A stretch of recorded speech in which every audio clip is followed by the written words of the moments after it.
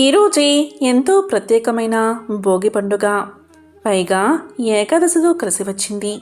ఎంతో పవిత్రమైన విశేషమైన రోజు ఇది. పుష్యమాసంలో బహుళపక్షంలో వచ్చే ఏకాదశిని షట్తిలా ఏకాదశి అని పిలుస్తారు. మరి ఎంతో పవిత్రమైన విశేషమైన ఈరోజు ఈ కథను వింటే చాలు ఆ మహావిష్ణువు యొక్క సంపూర్ణ అనుగ్రహం లభిస్తుంది. మరి ఆ కథ ఏంటో ఇప్పుడు తెలుసుకుందాం. ఒకసారి దాగ్యుడు అనే మహర్షి పులస్త్య మహర్షితో ఇలా పలుకుతాడు. ఓ మునిశ్రేష్ఠ, మానవ జన్మ పొందడానికి జీవులు గత జన్మలో చేసిన పాప పుణ్యాల ద్వారా జన్మిస్తారు. మానవుడు జీవించి ఉన్నంతసేపు మంచి కార్యాలు చేస్తే ఉత్తమ ఫలితాలు ఉత్తమ జన్మలో కలుగుతాయి. కానీ కొంతమంది ఇది తెలిసి కూడా పాపాలు తప్పులు చేస్తూనే ఉంటారు. ఇలా తప్పులు చేసి తాత్కాలిక ఆనందం పొందిన వీరికి నరకం తప్పదు. కాబట్టి ఇలా వీరు నరకంలో పడకుండా ఏదైనా ఉపాయముందా? చాలా తేలికగా చిన్న దానం చేసి వారు చేసిన పాపాలన్నీ పోగొట్టుకోవడానికి మార్గం ఉంటే వివరించండి అని పలుకుతాడు. దానికి పులస్త్య మహర్షి ఇలా సమాధానం చెప్తాడు. ఓ దాల్వ్య మహర్షి, ఇది చాలా రహస్యమైన విషయం. త్రిమూర్తులు దేవతల సైతం ఇలాంటి విషయాలను ఎవరికీ చెప్పలేదు. నువ్వు ఇది అడిగి మానవులకు ఎంతో మేలు చేశావు. అత్యంత రహస్యమైన విషయం చెప్తాను విను అంటూ ఇలా చెప్పసాగాడు. మహర్షి, నేను చెప్పేది శ్రద్ధగా విను. పుష్యమాసం బహుళ ఏకాదశిని షట్తిల ఏకాదశి అని పిలుస్తారు. ఈరోజు భక్తి శ్రద్ధలతో ఉపవాస వ్రతాన్ని ఆచరించి, షట్ అంటే 6, తిల అంటే నువ్వులు అంటే ఈరోజు నువ్వులను 6 విధాలుగా ఉపయోగిస్తే సమస్త పాపాలు తొలగి మానవులకు నరక బాధలనేవే ఉండవు. మానవులు తెలిసి తెలియక చేసిన పాపాలు కామము, క్రోధము, లోభము, మోహము, మదము, మాత్సర్యము అనే 6 విధాలుగా ప్రతిరోజు తప్పులు చేస్తారు. ఈ 6 రకాల పాపాలను పోగొట్టుకోవడానికి షట్తిల ఏకాదశి రోజు నువ్వులను 6 విధాలుగా ఉపయోగించాలి. ఆ 6 తిల విధులు ఏంటో ఇప్పుడు చెప్తాను, శ్రద్ధగా విను అంటూ ఇలా చెప్పడం ప్రారంభించాడు. మొదటిది తిలా స్నానం. అంటే నువ్వుల నూనె వంటికి రాసుకుని నువ్వులతో స్నానం చెయ్యాలి.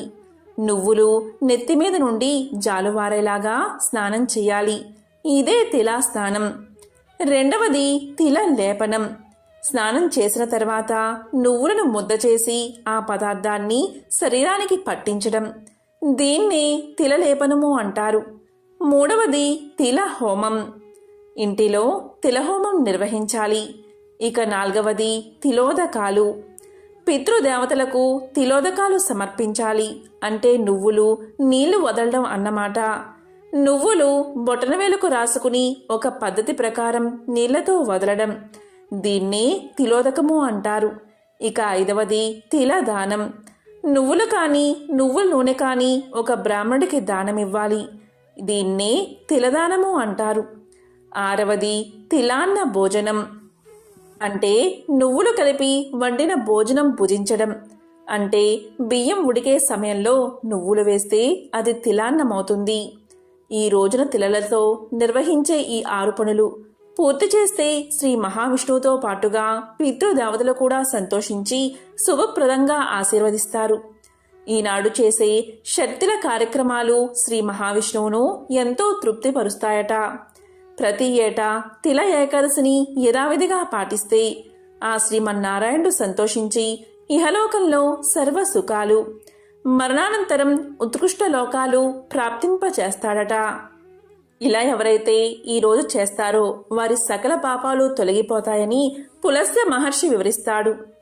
అలాగే ఈరోజు భక్తి శ్రద్ధలతో ఓం నమో నారాయణాయ, ఓం నమో నారాయణాయ అనే మంత్రాన్ని వీలైనన్నిసార్లు జపిస్తే సకల పాపాలు తొలగి వైకుంఠ ప్రాప్తి కలుగుతుంది. ఈరోజు ఏమీ చేయకపోయినా కనీసం ఉదయం సాయంత్రం 6 నువ్వులను తిని నువ్వుల పిండిని వంటికి రాసుకుని స్నానం చేసే నీటిలో చిటికెడు నువ్వులను నీటిలో వేసుకుని స్నానం చేస్తే చాలు. వారి సమస్త పాపాలు అగ్నిలో పడిన దూది మాదిరిగా నశిస్తాయి. వారికి పట్టిన దరిద్రం ఆ నీటి ద్వారా పోయి వారు పట్టిందల్లా బంగారమే అవుతుంది. అంతటి పవిత్రమైన రోజు ఈ షట్తిల ఏకాదశి. భవిష్యోత్తర పురాణంలో షట్తిల ఏకాదశి గొప్పతనం గురించి ఒక కథ ఉంది. ఆ కథను విన్నంతనే ఎలాంటి పాపాలైనా పటాపంచలవుతాయి, కోటి జన్మల పుణ్యం వస్తుంది. మరి ఆ కథ ఏంటో ఇప్పుడు ఈ వీడియోలో తెలుసుకుందాం. ఒకసారి శ్రీకృష్ణుడు నారదుణ్ణి ఇలా అడుగుతాడు, శ్రీకృష్ణ, షట్తిల ఏకాదశి వ్రతం యొక్క గొప్పతనం ఏమిటి? ఈ వ్రతాన్ని గతంలో ఎవరైనా చేశారా? ఈ ఏకాదశి వ్రతం ఎటువంటి ఫలితాన్ని ఇస్తుంది అని అడుగుతాడు. అప్పుడు శ్రీకృష్ణుడు నారదునితో ఇలా అంటాడు, నారద, షట్తిల ఏకాదశి ఎంతో పవిత్రమైనది. సంవత్సరంలో వచ్చే 24 ఏకాదశులకు ఉపవాసం ఉండలేకపోయినా ఈ ఒక్క ఏకాదశికి ఉపవాసం ఉంటే అంతటి ఫలితం కలుగుతుంది. ఈ ఏకాదశి వ్రత గొప్పతనాన్ని తెలిపే ఒక కథ ఉంది, వివరిస్తాను, జాగ్రత్తగా విను అంటూ శ్రీకృష్ణుడు ఇలా చెప్పడం ప్రారంభించాడు. పూర్వం భూలోకంలో ఒక బ్రాహ్మణ స్త్రీ ఉండేది. ఆమె ఒంటరిది. ఆమె ప్రతిరోజు ఏదో ఒక వ్రతాన్ని ఆచరించేది. శాస్త్రాల్లో చెప్పినట్లు ఏ పండుగ వస్తే ఆ దేవతను పూజించేది. ప్రతిరోజు ఒక్కసారి మాత్రమే భోజనం చేసేది. నిరంతరం శ్రీకృష్ణుణ్ణి అంటే నన్నే భక్తితో ఆరాధించేది. ఆ విధంగా నా పండుగల యందు కూడా ప్రతిరోజు ఉపవాసం ఉండేది. అదేవిధంగా దీనుల యందు, బ్రాహ్మణుల యందు, ఆడవారి యందు ఉదారంగా ప్రవర్తించేది. ఇల్లు లేని వారికి ఇల్లు కట్టి ఇచ్చేది. అన్ని ఉపవాసాలు చేస్తూ ఆమె అనంతమైన శక్తిని సంపాదించింది. ఎన్ని ఉపవాసాలు చేసినా ఆమెలో ఒక్క లోటు ఉండేది. అదేంటి అంటే ఆమె ఎప్పుడూ కూడా బ్రాహ్మణులకు, పేదవాళ్లకు అన్నదానం చేయలేదు. దేవతలకు కూడా ఎప్పుడూ అన్నాన్ని నివేదన చేయలేదు. ఎప్పుడూ ఉపవాసాలే ఉండడం వల్ల ఒంటరిగా ఉండేది. పెద్దగా అన్నం వండేది కాదు. కానీ అన్నదానానికి మించిన దానం లేదు అంటారు పెద్దలు. అలాంటి అన్నదానాన్ని ఆమె ఎప్పుడూ చేయలేదు. ఆమె అనేక ఉపవాసాలు చేసి తన శరీరాన్ని పవిత్రం చేసుకుంది. దాంట్లో ఎటువంటి సందేహమూ లేదు. దానివల్లే ఆమె వైకుంఠాన్ని సంపాదించింది. కానీ అన్నదానం విలువ ఇంకా ఆమె తెలుసుకోలేదు కనుక ఒకరోజు ఆమెను పరీక్షిద్దామని ఆమె ఇంటికి బిచ్చం ఎత్తుకునేవాడిలా వెళ్ళి ఆమె ఇంటి ముందు నిలబడి, మాత భిక్షాందేహి అని కేక పెట్టాను. ఆ కేక విని ఆమె బయటకు వచ్చి ఇలా పలికింది, ఎక్కడి నుండి వచ్చావయ్యా, నాకు నిజం చెప్పు అని గట్టిగా అరిచింది. అప్పుడు నేను, భిక్షం పెట్టవమ్మా, నీకు పుణ్యం ఉంటుంది అని నేను పలకగా వెంటనే ఆమె కోపం తెచ్చుకుని నా భిక్ష పాత్రలో మట్టి ముద్దను విసిరేసింది. ఇక నేను తిరిగి వెళ్ళిపోయాను. ఈ విధంగా ఆమె ఉపవాస వ్రతాన్ని ఆచరించడం వల్ల చాలా కాలం ఆరోగ్యంగా జీవించి చివరకు స్వర్గవాసం కలిగింది. బిచ్చగాడిలా వెళ్లిన నాకు మట్టిని దానం చేసింది కాబట్టి స్వర్గంలో ఆమెకు ఒక మట్టి ఇల్లు లభించింది. కాని ఆ మట్టి ఇంట్లో ధనం, ధాన్యం ఏమీ లేవు, ఖాళీగా ఉంది. అప్పుడు ఆమె ఆ శూన్యమైన ఇంట్లోకి ప్రవేశించింది. ఈ ఇంట్లో 4 వైపులా చూసింది. ఆమెకు ఏమీ కనిపించలేదు. దాంతో ఆమెకు ఎంతో కోపం వచ్చి నన్ను సమీపించింది. ఆమె నన్ను పూజించింది కాబట్టి నేను ఎక్కడ ఉన్నానో ఆమెకు తెలిసింది. ఆమె నా దగ్గరకు వచ్చి నాతో ఇలా పలికింది, భగవంతుడా, నేను ఎన్నో కఠినమైన వ్రతాలు, ఉపవాసాలు చేశాను. సమస్త దేవతలను పూజించాను. ఇంత చేస్తే నాకు ఈ స్వర్గంలో ఏమీ లేని మట్టి ఇల్లు లభించింది. ఆ మట్టి ఇంట్లో తినడానికి ఏమీ లేవు అని పలికింది. దాంతో నేను ఆమెతో ఇలా అన్నాను, నీవు వచ్చిన దారిని మళ్ళీ ఇంటికి వెళ్ళు. ఆ ప్రదేశానికి అంటే నీ ఇంటికి మహా తపస్సాలులు అయినా దేవతల భార్యలు నిన్ను చూడడానికి దివ్య రూపంలో అక్కడికి వస్తారు. వాళ్ళు వచ్చాక నీవు తలుపు లోపలికి వెళ్ళి గడియ పెట్టుకో. దాంతో వాళ్ళందరూ తలుపులు కొడతారు. వాళ్ళు ఎంత తలుపులు కొట్టినా తీయకు. వారితో ఇలా పలుకు, ఏంటి అంటే, శక్తుల ఏకాదశి వ్రతం వల్ల కలిగే పుణ్యఫలాన్ని ఇస్తేనే తలుపు తెరుస్తాను అని వారితో చెప్పు అని నేను ఆమెకు చెప్పి పంపించాను. అంతటా ఆమె ఇంటికి వెళ్లి తలుపు తెరిచి లోపలికి వెళ్లి గడియ పెట్టుకుంది. ఇంతలో దేవతాశ్రీలు ఆమె ఇంటి గుమ్మం దగ్గరకు వచ్చారు. వారందరూ తలుపు కొడుతూ, అమ్మా సుందరవదన, నిన్ను చూడ్డానికి మేము చాలామంది మీ ఇంటి గుమ్మం ముందు నిలబడి ఉన్నాం, తలుపు తెరువు అని పలికారు. అప్పుడు ఆమె ఇలా పలికింది, ఓ దేవకాంతలారా, మీరు విశేషంగా నన్ను చూడ్డానికే వచ్చినట్లయితే శక్తిల ఏకాదశి వ్రతపుణ్యాన్ని ప్రసాదిస్తే తప్ప తలుపు తెరవను అని పలుకుతుంది. వారంతా ఆమె మాటలు విని, వ్రత ఫలాన్ని కాదు, ఆ వ్రతం ఎలా చేయాలో వివరిస్తాము అని చెప్పారు. దాంతో ఆమె తలుపు తెరిచింది. వెంటనే దేవతా స్త్రీలు ఆమెకు షట్టిల ఏకాదశి ఉపవాస వ్రత విధానాన్ని తెలియచేశారు. దాంతో ఆమె వారు చెప్పిన విధంగా షట్టిల ఏకాదశి వ్రతాన్ని ఆచరించింది. ఆ వ్రత ప్రభావం వల్ల ఆమెకు దివ్యమైన సౌందర్యం వచ్చేసింది. ఆమె వారు చెప్పిన విధంగా ఎంతో భక్తి శ్రద్ధలతో వ్రతాన్ని ఆచరించింది. ఆ వ్రత ప్రభావం వల్ల ఆమె క్షణకాలంలోనే దివ్యమైన సౌందర్యరాశిగా మారిపోయింది. ఆమె ఇల్లు అష్ట ఐశ్వర్యాలతో కూడిన దివ్యమైన భవంతిగా మారిపోయింది. ఎక్కడ చూసినా వస్త్రాలు, ఆభరణాలు, వెండి బంగారాలే కనిపించాయి. షట్టిల ఏకాదశి వ్రత ప్రభావం వల్ల మట్టి ఇల్లు అష్టైశ్వర్యాలతో తులతూగుతూ దివ్యమైన భవంతిలా మారిపోయిందని నారదుడికి శ్రీకృష్ణుడు వివరించాడు. కాబట్టి నారద, షట్టిల ఏకాదశి రోజు ఏకాదశి వ్రతాన్ని ఆచరించినట్లయితే అన్నదాన ఫలితంతో పాటు సమస్త శుభాలు చేకూరతాయి, జన్మల పాపాలు తొలగిపోతాయి అని శ్రీకృష్ణుడు నారదుడికి తెలియచేశాడు. కాబట్టి నారద, ఈ ఏకాదశి ఉపవాసం చేసి ఆహారం అలాగే నువ్వులను దానం చేస్తే వారెవరైనా సరే వారికి లక్ష్మీనారాయణల ఆశీర్వాదం కలుగుతుంది, సంపద అదేవిధంగా మోక్షం కలుగుతాయి అని నారదుడికి శ్రీకృష్ణుడు తెలియచేశాడు. కశ్యప ప్రజాపతి వంశంలో జన్మించిన వాడే కాశ్యపుడు. ఆయన ఒకసారి బయట అలా వెళ్తూ ఉండగా ఆకాశ మార్గాన తన శిష్యులతో వెళ్తున్న ఒక సిద్ధుడు కనిపించాడు. ఆ సిద్ధుడు త్రికాల వేది, విజ్ఞానం, లోకతత్వం బాగా తెలిసినవాడు, త్రికాల జ్ఞాని. ఆ సిద్ధుడు మరియు ఆయన శిష్యులు అలా ఆకాశ మార్గాన వెళ్తూ ఉంటే వాళ్ళ దివ్య తేజస్సులు చూసి ఆ సిద్ధుడుకు నమస్కారం చేసి, మిమ్మల్ని నేను గురువుగా భావిస్తున్నాను, మీరు ఎవరు, నాకు మార్గాన్ని చూపించండి, అసలు నాకు ధర్మం ఏమిటో పూర్తిగా జ్ఞానం కలిగించండి అని అడిగాడు కాశ్యపుడు.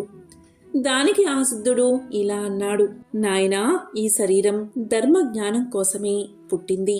ధర్మం గురించి అవగాహన వల్ల లోకంలో ఏది ధర్మమో తెలుస్తుంది. మన శరీరంలో ఆత్మ, మనసు ఉంటాయి. ఆత్మ మేలుకోరి ధర్మాచరణ కోసం శరీరాన్ని కాపాడుకోవాలే తప్ప శరీరంపై మోహం ఉండకూడదు. అలాగే ఆహారం, ఉపవాసం ఇవన్నీ ఎంతవరకు ఉండాలో, ఎంతకు మించి ఉండకూడదో చెప్పాడు. అలాగే ధర్మాన్ని బాగా ఆచరించిన వాళ్ళు, ధర్మంలో ఉన్నవాళ్ళు పుణ్యం చేస్తే స్వర్గం వస్తుంది. ఇక స్వర్గ సుఖాలు అనుభవించాక వాళ్ళు సూర్యచంద్ర నక్షత్ర లోకాల్లో ఉంటారు. మళ్లీ పతనమై భూమి మీద పుడుతూ ఉంటారు. ఈ శరీరంలో ఉన్న ఆత్మకు సుఖ దుఃఖాలు తప్పవు. మన కర్తవ్యం ఒక్కటే, సుఖ దుఃఖాలకు అతీతమైన మోక్ష మార్గాన్ని మనం అన్వేషించాలి. దానికి యోగమే మార్గం. సుఖ దుఃఖాలను ఏకకాలంలో వదిలిపెట్టాలి. ఇక ధర్మమేమో జీవన విధానంగా ఉండాలి, మోక్షమేమో ప్రధానం కావాలి. ధర్మం ప్రధానం కాదు, మోక్షమే ప్రధానం. అధర్మాన్ని ఆచరిస్తే మనకు కష్టాలు కలుగుతాయి. అధర్మం మన తపస్సును భంగం చేస్తుంది. కాబట్టి జీవన విధానంలో ధర్మం ఉండాలి. ధర్మం ఎందుకు ఆచరిస్తున్నాము అంటే మోక్షం కోసమని చెప్పాలని బోధించాడు సిద్ధుడు. అది విన్న కశ్యపుడు ఇలా అన్నాడు, స్వామి, యోగ మార్గాలు ఉన్నాయి కదా, తపస్సు చేస్తే ఆత్మదర్శనం చేయమని అంటారు కదా, ఆ విధానం ఏంటో బోధించండి మహాత్మా అని పలుకుతాడు. దానికి సిద్ధుడు ఇలా చెప్తాడు, మన శరీరంలో మనసు ఎక్కడ నిలబడుతుందో మనసుని అక్కడే నిలబెట్టు. దాన్ని మరి ఎక్కడో నిలబెట్టే ప్రయత్నం చెయ్యవద్దు. అలా కదల్చకుండా మనసును ఎక్కడైతే పెడతావో దానికి అప్పుడు అన్వేషణ గురించి చెప్పు. అంటే ఆత్మ ఎక్కడ ఉందో తెలుసుకోమని మనసుతో చెప్పు. ఆ ఆత్మను వెతుకుతూ ఆ మనస్సు దాన్ని పొందలేక తానే లయం అయిపోతుంది. ఈ విషయం అర్థం కావాలి అంటే ఒక కథ చెబుతాను, విను అంటూ ఆ సిద్ధుడు ఇలా చెప్పసాగాడు. పూర్వకాలంలో ఒక బ్రహ్మ రాక్షసుడు ఉండేవాడు. అతనికి దొరకక ఒక బ్రాహ్మణుడు దొరికాడు. ఆ బ్రాహ్మణుణ్ణి పట్టుకుని అతనితో ఉండే బ్రహ్మరాక్షసుడు ఇలా అన్నాడు, ఓ బ్రాహ్మణుడా, నీవు గడియ గడియకు నాకు ఏదైనా పని చెప్పాలి. నీవు నాకు చేతి నిండా పని చెప్పు. అలాగైతేనే నేను ఎప్పుడూ నిన్ను సేవిస్తూ ఉంటాను. నాకు ఎప్పుడైతే నీవు పని చెప్పవో అప్పుడు నేను నిన్ను తినేస్తాను అంటాడు. దీంతో ఆ బ్రాహ్మణుడు ఆ బ్రహ్మ రాక్షసుడికి పని చెప్పడం మొదలుపెట్టాడు. వీడేం చేస్తాడులే అని ఆ బ్రాహ్మణుడు నాకు కాశీ నుండి గంగను తీసుకురా అన్నాడు. ఇక ఆ బ్రహ్మ రాక్షసుడు అరక్షణంలో పట్టుకువచ్చాడు. ఇక బ్రాహ్మణుడు నాకు పదార్థాలు లేవు, అగ్నిహోత్రం లేదు, బ్రహ్మాండమైన భోజనం కల్పించు అన్నాడు. అంతే, క్షణంలో భోజనం వచ్చేసింది. ఏ పని చెప్పినా వాడు క్షణంలో చేసేస్తున్నాడు. ఆ బ్రహ్మ రాక్షసుడికి పని చెప్పకపోతే తన్ని తినేస్తాడు. ఇక ఆ బ్రాహ్మణుడికి ఏ పని చెప్పాలో తోచలేదు. ఒకవైపు తినేస్తాడేమో అని భయం, అతి భయంకరంగా ఉన్నాడు. ఇక ఆ బ్రహ్మ రాక్షసుడికి పని చెప్పలేక పారిపోతున్నాడు ఆ బ్రాహ్మణుడు. అలా పోతూ ఉంటే ఒక పెద్ద అరణ్యం కనబడింది. ఆ బ్రహ్మ రాక్షసుడు వచ్చి పని చెప్పమన్నాడు. ఇక ఏం చెప్పాలో తెలియక ఈ అరణ్యంలోని చెట్లన్నీ నరకేయన్నాడు బ్రాహ్మణుడు. వాడు ఆ బ్రహ్మ రాక్షసుడు క్షణాల్లో అరణ్యంలోని చెట్లన్నీ నరికేశాడు. ఈ నేలంతా చదురు చెయ్యి అన్నాడు బ్రాహ్మణుడు. అరగడిలో చేసి వచ్చాడు ఆ బ్రహ్మ రాక్షసుడు. ఇక్కడ ఒక పట్టణ నిర్మాణం చేయమంటే వెంటనే అక్కడ ఒక పట్టణాన్ని కట్టాడు. ఇలా పని చెప్తే అలా చేసేస్తున్నాడు. ఇక ఆ బ్రాహ్మణుడు పట్టణానికి దగ్గరలో ఒక నది, ఒక చెరువును నిర్మించమంటే క్షణంలో అది కూడా చేసేశాడు. మళ్ళీ తిరిగి వచ్చి పని చెప్పమన్నాడు. ఇక చేసేది లేక మళ్ళీ పారిపోవడం మొదలుపెట్టాడు ఆ బ్రాహ్మణుడు. పారిపోతూ వీడికి ఏ పని చెప్పినా చేస్తున్నాడు. తెలివిగా ఏదైనా చెయ్యలేని పని చెప్పాలి అనుకుని ఆలోచించాక బ్రాహ్మణుడికి ఒక ఆలోచన వచ్చింది. అక్కడ ఒక తాడి చెట్టు ఉంది. అక్కడకు వచ్చి ఆ బ్రాహ్మణుడు ఆగాడు. ఆ బ్రహ్మ రాక్షసుడు కూడా వెనకాలే వచ్చి పని చెప్పమన్నాడు. ఇక ఆ బ్రాహ్మణుడు బ్రహ్మ రాక్షసుడితో ఇలా అన్నాడు, అదిగో అక్కడ ఒక పెద్ద తాడి చెట్టు ఉంది కదా, అది ఎంత పొడవు ఉందో చూసావా? ఆ తాడి చెట్టు నన్ను ఎంతగానో ఆశ్చర్యపరిచింది. కాబట్టి నువ్వు ఈ చెట్టు పైనుంచి కిందకు దిగు, మళ్ళీ అదేవిధంగా కింద నుంచి పైకి ఎక్కు. ఇలా నేను వద్దు అని చెప్పే వరకు చేస్తూనే ఉండు. ఇది తప్ప నువ్వే పని చేయకు అని చెప్పాడు. ఇక బ్రహ్మ రాక్షసుడు కొంతసేపు అలా చేసిన తర్వాత, బాబోయ్ నన్ను రక్షించు, ఈ తాటి చెట్టు నుంచి నన్ను వదిలిపెట్టు, ఇక నీవు స్మరిస్తేనే వస్తాను, నిన్ను చంపను అని చెప్పి వెళ్ళిపోయాడు. కాబట్టి అపరిమితమైన వారికి అంతులేని పని చెప్పాలి. అలాగే మనస్సు కూడా ఏ పని చెప్పినా అది చిటికలో చేసేస్తుంది. ఆ బ్రహ్మ రాక్షసుడి వంటిదే మనస్సు. దానికి సాధ్యం కానిది ఒకటి అప్పగిస్తే అంతలోనే అది నశిస్తుంది. మనసు నశించాలి అంటే దానికి సాధ్యం కానిది ఆత్మ ఎక్కడ ఉందో చూసి పెట్టు అని మనసును అడగాలి. ఇలా అడిగితే దానికి అది దొరకక నశిస్తుంది. ఈ విధంగా నిగ్రహించాక యోగికి దాని యొక్క పీడ వదిలిపోతుంది. దీనివల్ల యోగి యోగంలోకి వెళ్ళగలుగుతాడు. మనసు నశించిన తర్వాత యోగి బ్రహ్మజ్ఞాని అయిపోతాడు. ఆత్మ ద్వారా బ్రహ్మ దర్శనం కోసం వెళ్తాడు. దాంట్లో వెలుగుతున్న తేజస్సులో తాను, తన లోకము, తన బంధువులు, తన ప్రపంచము, చెట్టు పుట్టలు, ఇంద్రియాలు, తన పూర్వపరాలు, జరిగిన విషయాలు, జరగబోయే విషయాలు అన్నీ కూడా ఆ తేజస్సులో కనబడతాయి. అది కామ క్రోధ లోభాలకు అతీతంగా ఉంటుంది. ఆ వెలుగును చూసిన వాడే బ్రహ్మవేత్త అని చెప్పి కాశ్యపుడికి బ్రహ్మ విద్యా రహస్యం, యోగ విద్యా విధానమంతా సిద్ధుడు బోధించాడు. ఎంతో విశేషమైన ఈ కథను ఒక్కసారైనా వింటే చాలు, జన్మల పాపాలు తొలగి కోటి జన్మల పుణ్యం వస్తుంది. ఈరోజు లక్ష్మీ నరసింహ పురాణంలోని ఈ పవిత్ర కథను వింటే చాలు సకల ఐశ్వర్యాలు సిద్ధిస్తాయి. మరి ఆ కథ ఏంటో ఇప్పుడు విందాం. పూర్వం సూత మహాముని భరద్వాజుడికి ఇలా చెప్పడం ప్రారంభించాడు. మధ్య దేశంలో నంది గ్రామం అనే గ్రామం ఉండేది. ఆ గ్రామంలో కౌశికుడు అనే బ్రాహ్మణుడు నివసిస్తూ ఉండేవాడు. అతను వేదాలు శాస్త్రాలు తెలిసినవాడు. అతను చదివింది యథాశక్తిగా ఆచరణలో చూపే మంచి వ్యక్తి. నిత్యము లక్ష్మీ నరసింహస్వామిని ఆరాధిస్తూ ఉండేవాడు. అతని ఇల్లాలు కూడా అతనికి తగిన ఇల్లాలు, బుద్ధిమంతురాలు, పదినే దైవంగా భావించి ఏ పనిలోనూ సోమరితనం లేకుండా పతి ఆజ్ఞకు కట్టుబడి ఇంటిని పాల సముద్రంగా చేసుకున్న గృహలక్ష్మి. ఆమె పేరు సావిత్రి. ఈ నంది గ్రామానికి కొంచెం దూరంలో ఒక చిన్న గ్రామం ఉంది. ఆ గ్రామంలో యజ్ఞశర్మ అనే బ్రాహ్మణుడు నివసిస్తూ ఉండేవాడు. అతను బాగా చదువుకోకపోయినా పురోహిత వృత్తికి తగిన చదువు కలవాడు. అతను ఆ ఇంట ఈ ఇంట పురుగు ఊళ్ళల్లో వ్రతాలు చేయిస్తూ నోములు చేయిస్తూ వాటితో వచ్చి బియ్యాన్ని ఇంటికి తెచ్చి భార్యకి ఇస్తూ కాలం గడుపుతూ ఉంటాడు. ఒక రకంగా ఇతను చాలా పేదవాడు. ఇతని భార్య పేరు రోహిణి. ఆమె ఎంతో బుద్ధిమంతురాలు. పతికి వ్యతిరేకంగా ఏ రోజు మాట్లాడలేదు. ఎప్పుడూ కూడా రోహిణి పతిని సేవిస్తూనే ఉండేది. ఆ దంపతులకు చాలా కాలం తర్వాత ఒక కొడుకు పుట్టాడు. అతనికి దేవశర్మ అనే పేరు పెట్టారు. పిల్లవాడు చక్కగా పెరిగి 5 సంవత్సరాలు రాగానే అక్షరాభ్యాసం, 7 సంవత్సరాలు రాగానే ఉపనయనం చేశారు. ఆకస్మికంగా ఒకరోజు యజ్ఞశర్మ కన్ను మూశాడు. తండ్రి మరణించడంతో కొడుకు మరియు తల్లి అనాథులు అయ్యారు. కొడుకు తల్లిని ఓదార్చి తల్లిని వదిలి అక్కడా ఇక్కడా అడుక్కుంటూ దేశాటనకు పోయాడు. కాశీ, గయా, ప్రయాగ మొదలైన పుణ్యక్షేత్రాలు తిరిగి చివరకు నంది గ్రామానికి వచ్చి అక్కడ ఊరి వెలుపల ఒక దేవాలయంలో ఉంటూ జపం తపస్సు చేస్తూ కాలం గడుపుతున్నాడు. ఇలా జపం తపస్సు చేస్తూ గ్రామంలోకి వెళ్ళి ఏ ఇల్లాలో ఆదరించి పెట్టిన భిక్షాన్నం తిని ఆకలి తీర్చుకుంటూ ఆలయానికి పక్కన ఉన్న చెరువు నీటితో దప్పిక తీర్చుకుంటూ కాలక్షేపం చేస్తూ ఉండేవాడు. ఇలా ఉంటున్నాడు కానీ తల్లి గురించి ఏమాత్రం ఆలోచించడం లేదు. అస్తమానం దీక్షగా జపాలు తపాలు సాగిస్తున్నాడు. ఒకరోజు చెరువులో స్నానం చేసి ఆలయం ఆవరణలో ఉన్న చెట్టు కింద కట్టుకున్న బట్టలు ఆరవేసి జపానికి కూర్చున్నాడు దేవశర్మ. అంతలో ఆరని ఆ బట్టలపై పక్షి రెట్టలు పడ్డాయి. ఏమిటా అని పైకి చూశాడు దేవశర్మ. కొమ్మ మీద తెల్లని కొంగ, నల్లని కాకి ఉన్నాయి. దేవశర్మ కోపదృష్టికి కొంగ, కాకి అక్కడికక్కడే చచ్చి కింద పడిపోయాయి. బట్ట మీద రెట్ట వేసినందుకు చచ్చాయి అని మొదట సంతోషించాడు దేవశర్మ.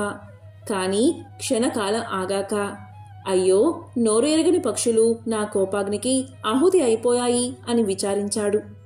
అప్పుడు అతను ఒక కర్ర తెచ్చి ఆ రెంటిని దూరంగా పారజిమ్మి చెరువులో కట్టు బట్టలను శుద్ధి చేసుకుని స్నానం చేసి ఆలయానికి వచ్చాడు. అప్పటికే సూర్యుడు నడినెత్తికి వచ్చేశాడు. ఇక భిక్షాటనకు గ్రామానికి వెళ్లాడు దేవశర్మ. దేవశర్మ సరాసరి కశ్యపుని ఇంటికి వెళ్లి భవతి భిక్షాందేహి అని కేకవేశాడు. అదే సమయంలో కౌశికుడు ఊరి నుంచి ఇంటికి వచ్చి లోపలికి వెళ్లాడు. కౌశికుని భార్య సావిత్రి. భిక్షకుడి కేక విన్నా కూడా పతికి సేవ చేయకుండా ఏ పని చేయని మహాపతివ్రత. అందుకే ఆమె దేవశర్మకు అడిగిన వెంటనే ఆహారం పెట్టలేదు. భర్తకు స్నానం, భోజనం వగైరా అంతా సక్రమంగా జరిపి ఆయన పడుకున్నాక ఒక విస్తరిలో ఆహార పదార్థాలు తెచ్చి తీసుకో అని పెట్టింది.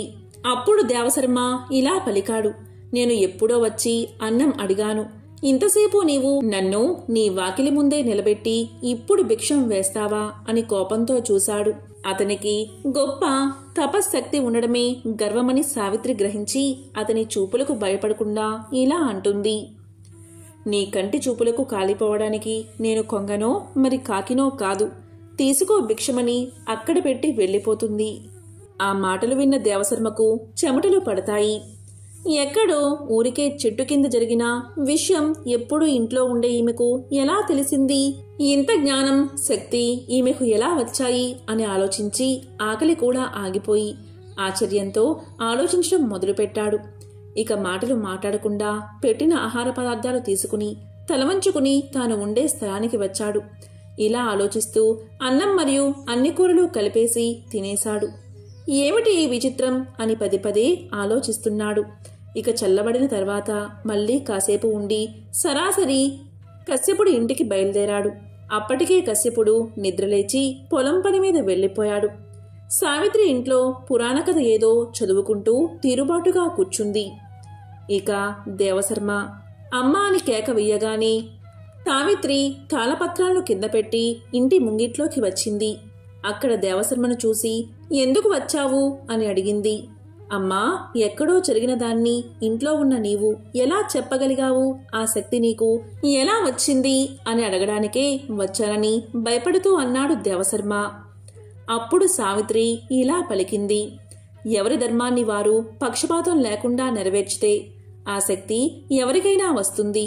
నేను నా పతిని ఆరాధ్య దైవంగా భావించి సేవిస్తాను. భార్యగా నా ధర్మాన్ని నేను చేస్తాను. నా ధర్మాన్ని అంతఃకరణ శుద్ధితో నెరవేర్చుతూ ఉంటాను. దానివల్లే నాకు ఈ శక్తి వచ్చింది. మన ధర్మం ఎంత కఠినమైనదైనా శ్రద్ధతో ఆచరిస్తే అన్ని శక్తులు వస్తాయి. దీంట్లో ఆశ్చర్యపడవలసిన విషయం ఏమీ లేదు.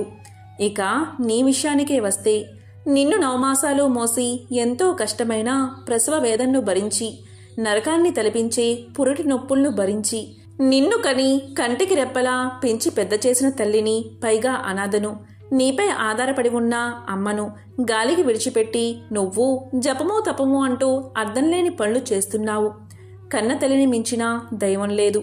మాతృదేవోభవ అనే వాక్యం నువ్వు వినలేదా? అయినా విని ఏం లాభం? ఆ మాతృదేవతను సేవిస్తూ కాపాడుకుంటూ ఉంటే అన్నీ నీకు వశమవుతాయి. ఆ మాత్రం తెలియక దేశాలకు వెళ్ళి తపస్సు చేయడం వ్యర్థం. నీ తపస్సు వల్ల వచ్చిందేమిటి? కొంగను కాకిని చంపడం తప్ప. ఇప్పటికైనా తెలుసుకుని నీ ఇంటికి వెళ్ళు.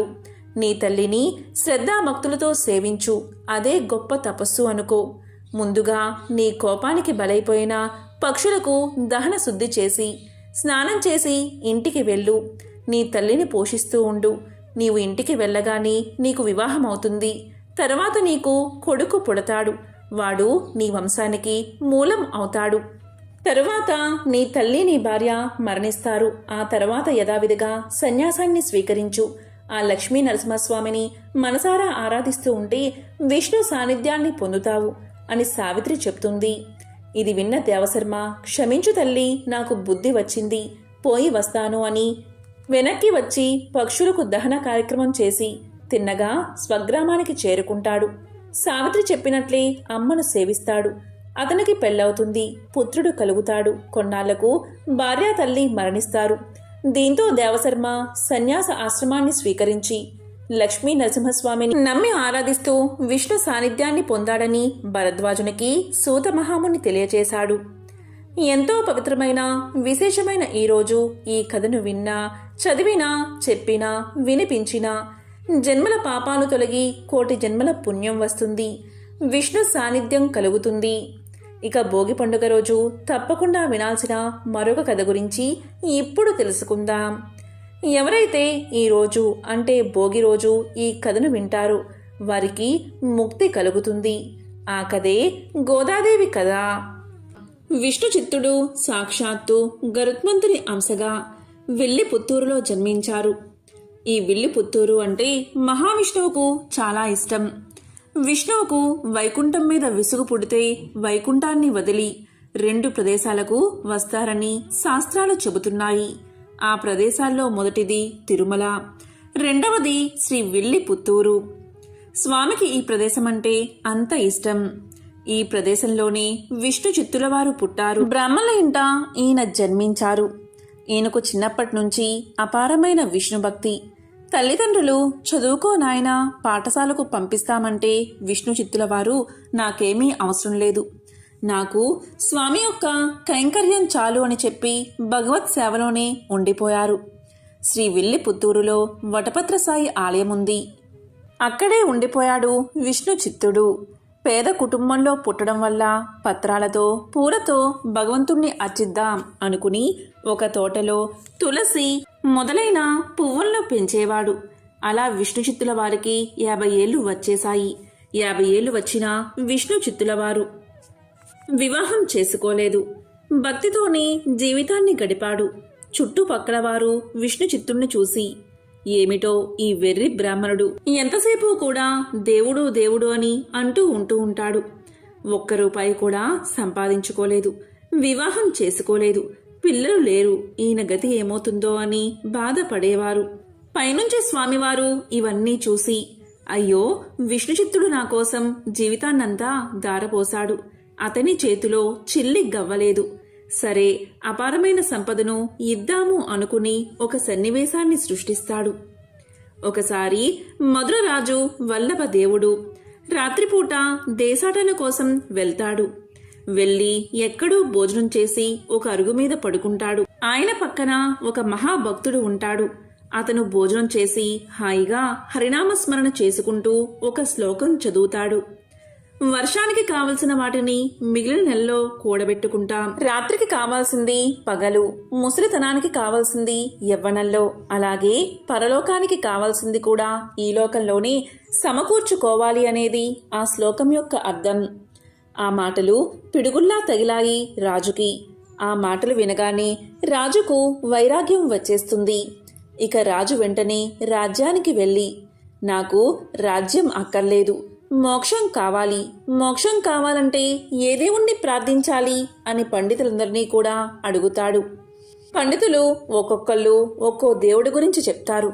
అప్పుడు రాజు ఇలా అంటాడు, అలా కాదు, ఈ దేవుడు మోక్షం ప్రసాదిస్తాడని నాకు నిరూపించండి అని ఒక పరీక్ష పెడతాడు. ఆ పరీక్ష ఏంటి అంటే, ఒక పెద్ద స్థలంలో గడ్డకర్ర పాతి ఆ గడ్డకర్ర పైన 1,00,000 వరహాల మూట వేలాడదీస్తాడు. ఎవరైతే అక్కడికి వచ్చి ఫలానా దేవుణ్ణి ఆరాధిస్తే ఖచ్చితంగా మోక్షం కలుగుతుందని పరతత్వాన్ని నిరూపించగలుగుతారో అప్పుడు ఆ మూట తెగి వాళ్ళ కాళ్ళ దగ్గర పడాలి. అలా పడితే అప్పుడు ఆ దేవుడు మోక్షం కలిగిస్తాడని నమ్ముతాను అని రాజు అంటాడు. ఇక అలా అనగానే చాలామంది వరహాల కోసం అతని దగ్గరకు వస్తారు. రకరకాలుగా చెప్తారు, కానీ ఎవరు ఏం చెప్పినా ఆ మూట కింద పడదు. ఇక్కడ విల్లిపుత్తూరులో విష్ణు చిత్తులవారు ఎప్పటిలాగానే మూలమంత్రాన్ని జపిస్తూ తులసిమాలలను కట్టడం మొదలుపెట్టాడు. ఆ మాలలను స్వామికి సమర్పించబోయేంతలో ఆ స్వామి విష్ణు చిత్తుని ఎదుట ప్రత్యక్షమయ్యాడు. అప్పుడు స్వామి చిరునవ్వుతో విష్ణు చిత్తుడికి వల్లభదేవుణ్ణి పరిస్థితి వివరించాడు. నువ్వు వెంటనే మధురకు వెళ్ళు, అక్కడ రాజు ముందు అన్నీ తెలిసినట్లు అవాకులు చివాకులు పేలుతున్న వాళ్ళందరి యొక్క గర్వాన్ని దించు, నా మహిమను ప్రకటించు అని ఆనతి ఇచ్చాడు స్వామి. ఆ మాట విన్నా విష్ణుచిత్తుడు వణికిపోయాడు, సాష్టాంగపడ్డాడు. అయ్యో స్వామి, శాస్త్ర గ్రంథాల వంకైనా ఎప్పుడూ చూడలేదు నేను. తోటలో మట్టి తవ్వడం తప్ప నాకేం తెలియదు స్వామి. నన్ను వాదానికి పంపితే అక్కడ మీకు జరిగేది అవమానమే అని మొత్తుకున్నాడు. గుడిని ఊడవమని, నీళ్లు తోడమని, పల్లకి మొయ్యమని, మాలను కట్టమని, జెండా దింపమని, వింజామరలు వియ్యమని, దీపం వెలిగించమని, ఇలాంటి పనులు నాకు చెప్పు. అంతేకాని వాదాలు నాకెందుకు, ఇంకెవరూ దొరకలేదా నీకు అని ప్రాధేయపడ్డాడు. అతని భక్తికి సంతోషించాడు శ్రీహరి. శ్రీదేవి వంక చూశాడు. అతన్ని వాదనలో గెలిపిస్తా చూడు అన్నాడు శ్రీహరి చిలిపిగా. ఇక విష్ణు చిత్తుల వంక చూసి, అంతా నీ ఇష్టమేనా ఏమిటి, వెళ్ళు, నేనున్నానుగా అంతా జరిపించడానికి అన్నాడు. చివరికి విష్ణు చిత్తుడు ఒప్పుకున్నాడు. రాజుకు ప్రసాదంగా ఇవ్వడానికి కావిళ్లలో అరిసెలు పట్టుకుని మధురకు బయలుదేరాడు. అలా విష్ణుచిత్తుడు రాజ్యసభకు వెళ్ళాడు. విష్ణుచిత్తుడి దివ్య తేజం చూసి రాజుతో సహా సభలో ఉన్న వారంతా లేచి నిలబడ్డారు. రాజు చూపించిన ఆసనం మీద కూర్చున్నాడు విష్ణు చిత్తుడు. అప్పటిదాకా వాదం సాగిస్తున్న సభలోని పండితులంతా విష్ణు చిత్తుడి రాకతో నిశ్శబ్దంగా ఉండిపోయారు. అప్పుడు విష్ణు చిత్తుడు ఇలా పలికాడు, ఎందుకు ఈ మౌనం, కానివ్వండి, నేనేం పరాయివాడినా అని నవ్వుతూ వాళ్లతో అన్నాడు. లోతుపాతులు తెలుసుకున్నాడు. తర్వాత రాజుతో ఇలా పలికాడు, నువ్వు మధ్యవర్తిగా ఉంటే నా వాదం వినిపిస్తా అన్నాడు. తర్వాత ఒక విద్వాంసుడి వైపు తిరిగి అతన్ని వాదన్ను తన మాటల్లో వివరించాడు. దాంట్లో ఒక్కొక్క విశేషాన్ని తీసుకుని సూక్ష్మంగా ఖండించాడు. మధ్యలో మాట్లాడబోయిన వాళ్లను ఒక్క మాటతోటే ఖండించాడు. మళ్ళీ మొదటివాడి దగ్గరకు వచ్చి తన సిద్ధాంతాన్ని వినిపించి వారిని ఒప్పించి ఓడించాడు. అలా గెలిచాడు విష్ణుచిత్తుడు. ఇలా విష్ణుచిత్తుడు అందరినీ వరుసగా వాదనలో ఓడించాడు. బ్రహ్మసూత్రాలు ఉపనిషత్తుల ద్వారా పరమాత్మ తత్వాన్ని నిరూపించాడు. తర్వాత నారాయణుడే ఆ పరతత్వమని బోధించాడు. సకల భూతాల్లోనూ ఉండే ఆత్మ ఆ విష్ణువే అని వివరించాడు. ప్రాణుల్ని బంధించేది, మోక్ష మార్గానికి అడ్డం వచ్చేది మనసు. ఆ మనసును భౌతిక భోగాల నుంచి వెనక్కి లాగే యోగ సాధనాల వల్ల ఆత్మరూపాన్ని తెలుసుకోవచ్చు. అదే విష్ణువు. అన్ని రూపాల్లోనే ఉండేది అతనే. అయితే అతని స్థూల రూపాన్ని ఎప్పుడూ ధ్యానించడం ద్వారా అతనిగా మారి ముక్తి పొందవచ్చు అంటూ ఒక కథ ద్వారా విషయాన్నంతా వివరించాడు. విష్ణుచిత్తుడి విజయాన్ని దృఢపరుస్తూ సభలో కట్టి ఉన్న మూట దానంతట అదే తెగి విష్ణుచిత్తుల వారి పాదాలపై పడింది. దీంతో మహారాజు పొంగిపోయి ఆ వరహాల మూటను విష్ణుచిత్తుడికి ఇచ్చి విష్ణుచిత్తుడికి సన్మానం చేసి ఏనుగు మీద ఎక్కించి వింజామర సేవిస్తూ ఆయన్ని ఊరేగిస్తారు.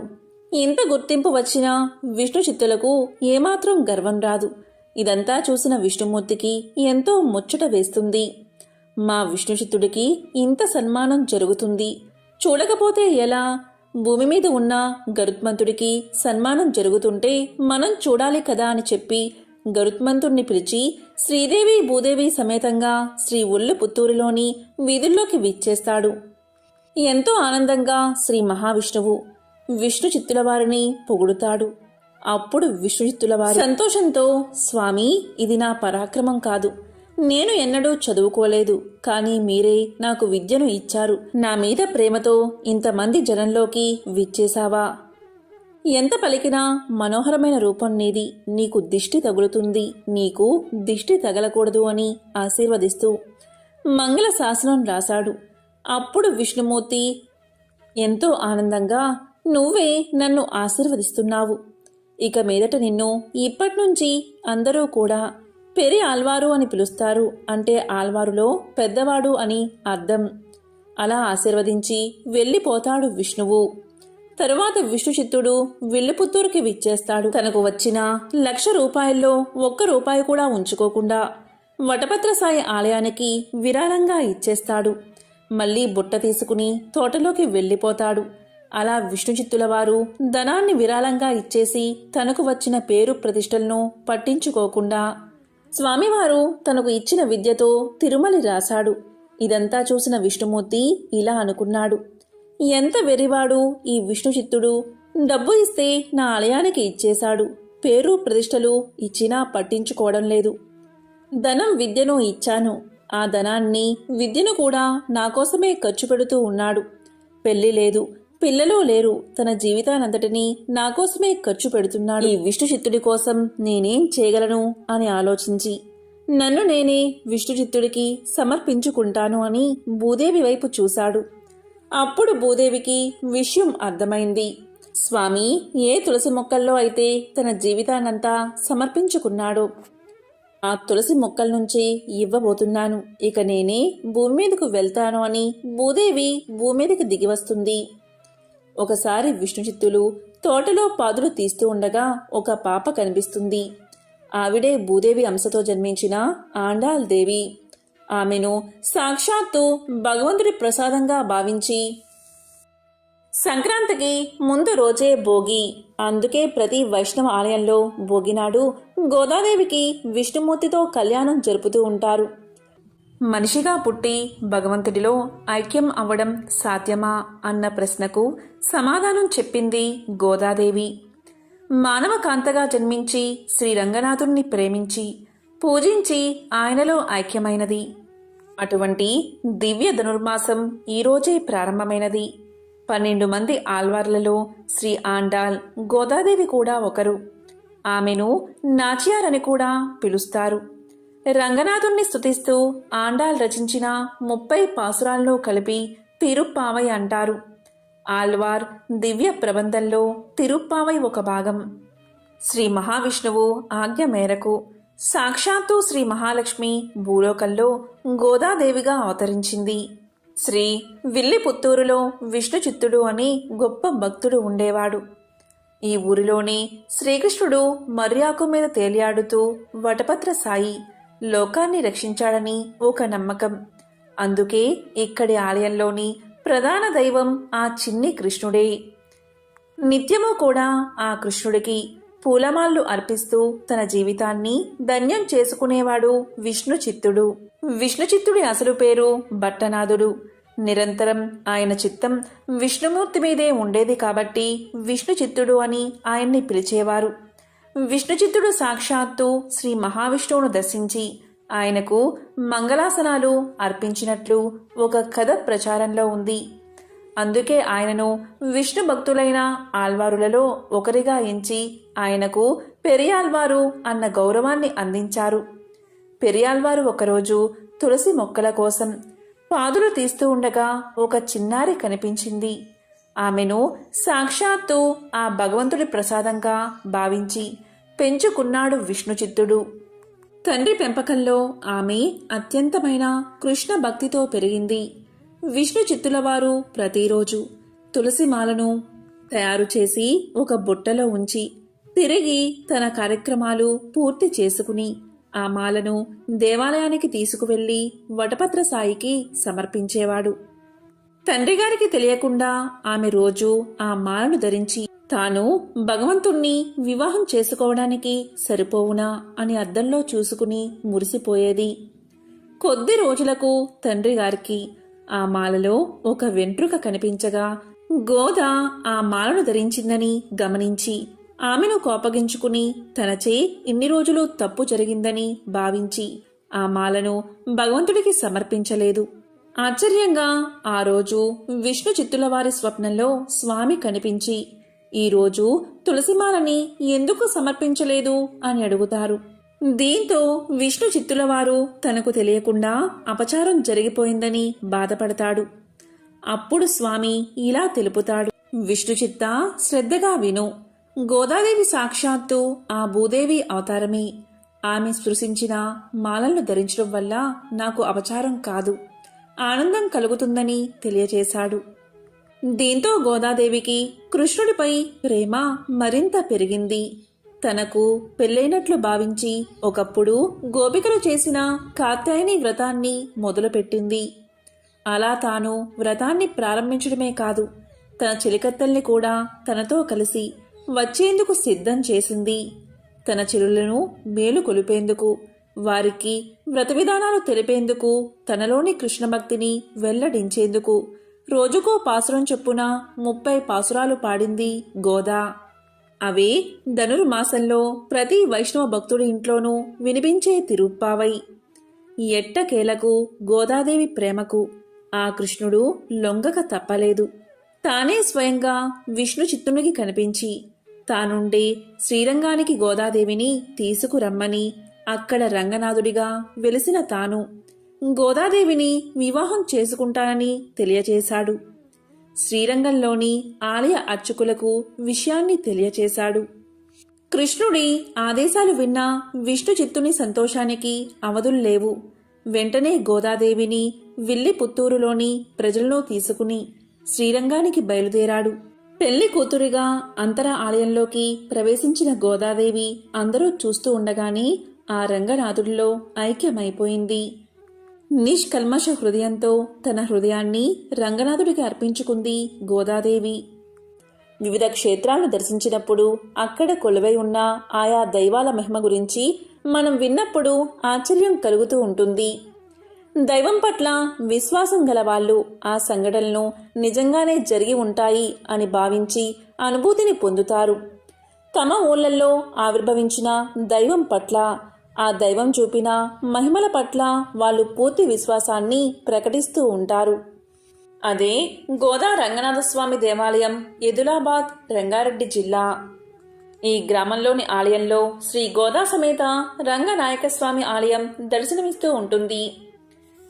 ఇక్కడికి అమ్మవారు ఈ ప్రాంతానికి చెందిన దేశికాచార్యులు అనే ఒక భక్తుడితో కలిసి విల్లుపుత్తూరు నుంచి వచ్చినట్లుగా స్థల పురాణం చెప్తుంది. అమ్మవారి ఆదేశం మేరకు ఆయనే ఈ ఆలయాన్ని నిర్మించారట. ఈ ఆలయం గురించి ఒక కథ ప్రచారంలో ఉంది. ఒకసారి ఈ ఆలయ ప్రాంగణంలో దేశికాచార్యుల వారు కూర్చుని పారాయణం చేస్తూ ఉన్నారు. ఆ పక్కనే 12 సంవత్సరాల వయసు గల 8 మంది ఆడపిల్లలు ఆడుకుంటూ ఉన్నారట. ఆ సమయంలో మట్టి గాజులు అమ్మే వ్యక్తి అటుగా రావడంతో అరుగు మీద కూర్చుని పారాయణం చేసుకుంటున్న దేశికాచార్యుల దగ్గరకు ఆ ఆడపిల్లలు పరిగెత్తుకుంటూ వెళ్లి తమకు గాజులు వేయించమని అడిగారట. ఆ పిల్లల ముచ్చట తీర్చడం కోసం ఆ గాజుల అబ్బాయిని పిలిచి వాళ్ళందరికీ కూడా గాజులు తొడిగి తన దగ్గరికి డబ్బుల కోసం రమ్మని చెప్పాడు దేశికాచార్యులు. కాసేపటికి ఆ పిల్లలకు గాజులు వేసి తిరిగి వచ్చిన గాజుల అబ్బాయి మొత్తం 9 మంది ఆడపిల్లలకు గాజులు వేసినట్లుగా చెప్పాడు. కాని అక్కడ 8 మంది పిల్లలు ఉండడంతో దేశికాచార్యులు ఆలోచనలో పడ్డాడు.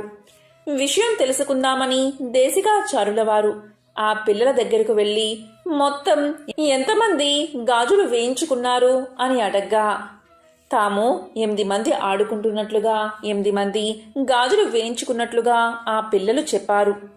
కానీ గాజులమ్మేవాడు మాత్రం తాను నిజమే చెప్తున్నానని, ఒక అమ్మాయి గాజులు వేయించుకున్న తర్వాత గుళ్ళోకి వెళ్లడం చూశానని పలుకుతాడు. దాంతో దేశికాచార్యుల వారు గుడిలోకి వెళ్లి చూస్తే అక్కడ ఎవరూ కనిపించలేదు. దేశికాచార్యుల వారు అమ్మవారి వైపు చూడగానే అక్కడ అమ్మవారి మూలమూర్తికి మట్టి గాజులు కొత్తవి ఉండడం చూశాడు. అమ్మవారి చేతికి ఉన్న గాజుల అబ్బాయి దగ్గర దొరికే గాజులు సరి పోల్చగా అమ్మవారి చేతికి ఉన్నవి అవే గాజులు అని తెలిసింది. అప్పుడు దేశికాచార్యుల వారు గాజులు అమ్మే అబ్బాయితో స్వయంగా అమ్మవారు వచ్చి నీతో గాజులు వేయించుకున్నారు, ఎంత అదృష్టవంతుడివి అని చెప్పాడు. ఆ విషయం తెలుసుకున్న గాజుల అబ్బాయి సంతోషంతో పొంగిపోయాడు. సాక్షాత్తు అమ్మవారి చేతికి గాజులు తొడిగే అవకాశం తనకు లభించడం ఏమిటి అని పొంగిపోయాడు. ఈ విషయం ఊళ్ళో అందరికీ తెలిసిపోయింది.